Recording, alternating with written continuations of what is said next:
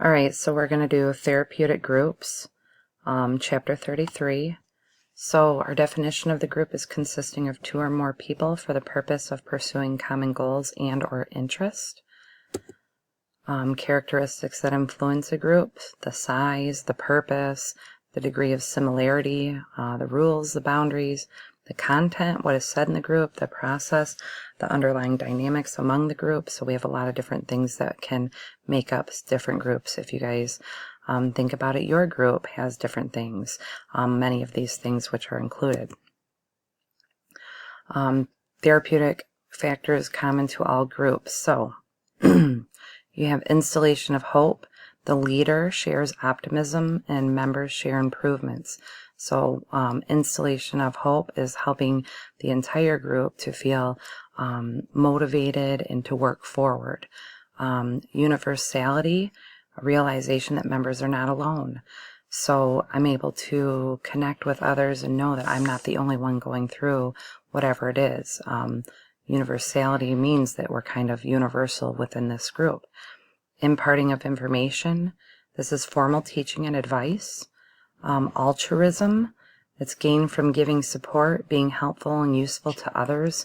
So many times somebody in a group will be looking forward to when they will be able to be the one with the experience and help others and give others that support that they need. And then corrective recapitulation of primary family group, and so this is repeating behaviors. The first four I want you to be more concerned with, not so much the last one. So development of socializing techniques, so learning new coping skills, imitating behavior, so copying new behaviors that they see, especially if they find those to be helpful for them. Interpersonal learning, gain insight based on feedback, patients able to relate and share their own experience. So that's another thing, like today when I was talking with you guys about my own personal learning experiences and gaining insight, and then I'm able to share with you. Group cohesiveness, so that's the members feeling connected. So if you have a group that is not cohesive, the members will not feel connected. They'll actually feel at each other's throats.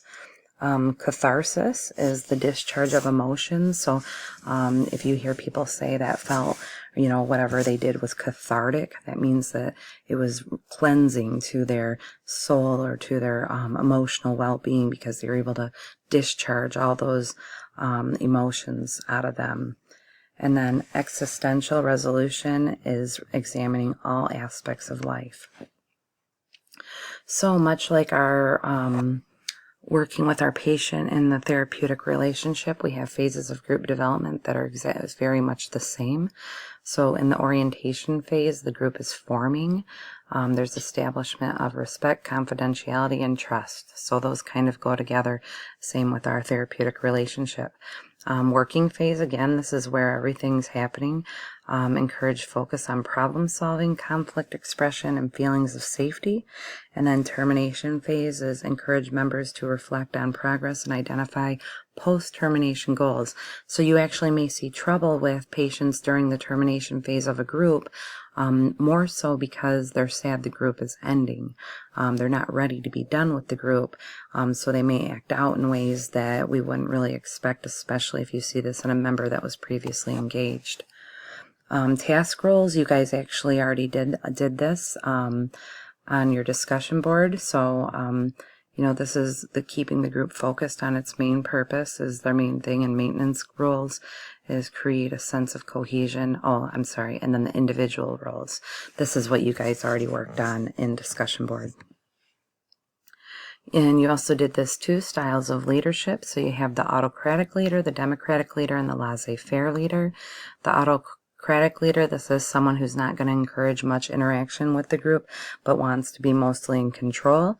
The democratic leader is going to want all of the group to interact with one another, and the laissez-faire isn't going to establish a lot of rules or boundaries because they're going to allow the group to behave any way they want to. Basic level registered nurses, if you noticed in your book, it lists out many of the things that we can teach as a basic level registered group or registered nurse as far as groups go. Out of all of these, and I do want you to read through them, but out of all of these, the main one that you would see a newer nurse teaching would be a medication education group. Okay, so if you take anything away from this slide, it's going to be that a new registered nurse would be able to teach effectively a medication education group. Support groups and self-help groups. So the flag star example is Alcoholics Anonymous, or AA. The function of the group is to demonstrate universality to others as they are not alone having this particular problem. Nurses need to be aware of self-help groups that are available. So you don't need to know them only if you need them yourself. You need to know them so you're able to help the patient and you're able to give them those resources outside of there, because us having the knowledge of the different groups and where they're available and how to get to the resources is actually extremely helpful for the patient. Be sure to go over box 33.4 on page 614. So we have dealing with challenging member behaviors of the group, the monopolizing member who is overly talkative, kind of hijacks the group a lot, always has a story for something. The complaining member who rejects help. They may appear to take pride in the insolubility of his or her problems. So what that means is a continue, I guess not commiseration, but miseration on my problem. I'm not working on the solution. I'm staying in the problem. So, and I like to talk about how basically my problem can't be solved. Mine's worse than everybody else's. And I like to kind of stay in there and be there with, it won't really matter what anybody says. The demoralizing member, this is someone refusing to take responsibility for their actions. Their behavior is very self-centered and they can be angry or depressed.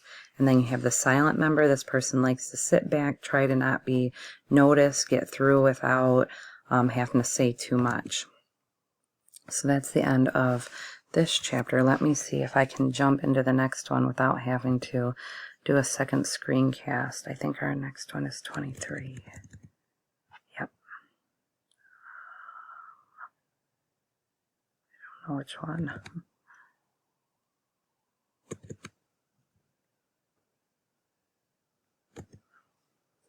Okay. So going right into this, the neurocognitive disorders. This represents the fundamental human feature that distinguishes living from existing. Profound disturbances in cognitive function, processing, cloud, or destroy the life's purpose. And caring for people with profound cognitive disturbances requires compassion, empathy, and understanding of the individuals. So we kind of talked about this today, about having that empathy and compassion for somebody. And even though we can't relate, maybe, we still understand that it's something difficult for them. The clinical picture of delirium. So delirium is different from dementia. It's an alteration in the level of consciousness, disorientation, anxiety, agitation, poor memory, hallucinations. This many times is caused by a medication, or like an ICU psychosis can cause delirium, and delirium is considered a medical emergency. I just skipped that slide. Okay. So the application of the nursing process for this, the overall assessment, there are 4 cardinal features of delirium: acute onset and fluctuating course, recognized ability to direct, focus, reduced ability to direct, focus, shift, and sustain attention, disorganized thinking, and disturbance of consciousness. More about the nursing process with this: cognitive and perceptual disturbances. So that's illusions or hallucinations. So my patient is seeing bugs crawling all over something, or where the coat's hanging up on the side is actually someone who's waiting to kill them. Physical needs need to be addressed during delirium. Patients will forget to drink and eat and take care of themselves while they're in delirium. We need to monitor their moods and physical behaviors, and we also need to do a self-assessment on ourselves and how we're taking care of this patient with delirium, because they are definitely not who they normally are when they're going through this process. The different nursing diagnoses: we can do risk for injury, acute confusion, risk for deficit fluid volume. You can read through those different diagnosis and outcomes on table 23.3. Implementation, prevent physical harm due to confusion, aggression, or fluid and electrolyte imbalance. Perform our assessments, assist with proper health management, and use supportive measures. And you'll see that we want to get rid of the underlying cause that's causing that, and then we're going to evaluate at the end. Dementia is progressive deterioration of cognitive functioning, global impairment to intellect, but there's no change in consciousness. So that's going to be one of the bigger differences with that. Difficulty with memory, problem solving, and complex attention. So you can have mild neurocognitive disorders or major, and it can be due from a lot of different things, but you have your Alzheimer's disease that can be one of them. There's some other things listed here, a TBI, traumatic brain injury, different substances, and then you can read through these other ones as well that can cause these different neurocognitive disorders. So now we're going to go into Alzheimer's disease. The biological factor is its neuronal degeneration, so the neurons within the brain are slowly shutting down and basically being eaten away.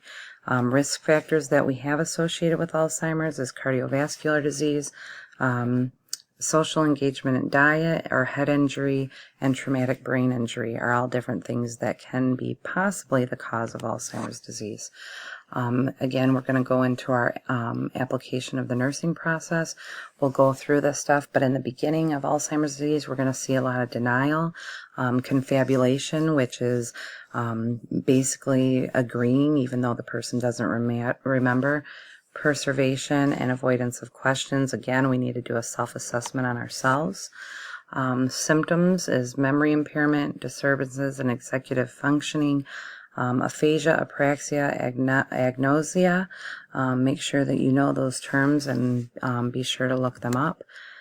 Stages of Alzheimer's disease, we have the preclinical, the mild cognitive impairment, and dementia due to Alzheimer's disease. We're going to skip past this. As a matter of fact, these are not mine. Okay, so I'm sorry I put you guys through that. Those are not my slides. I am going to continue with this on the next one, so I'll leave you guys a little note to just stop watching after the first part there. If you've made it this far, you did a good job sticking through, but if not, that's okay. All right.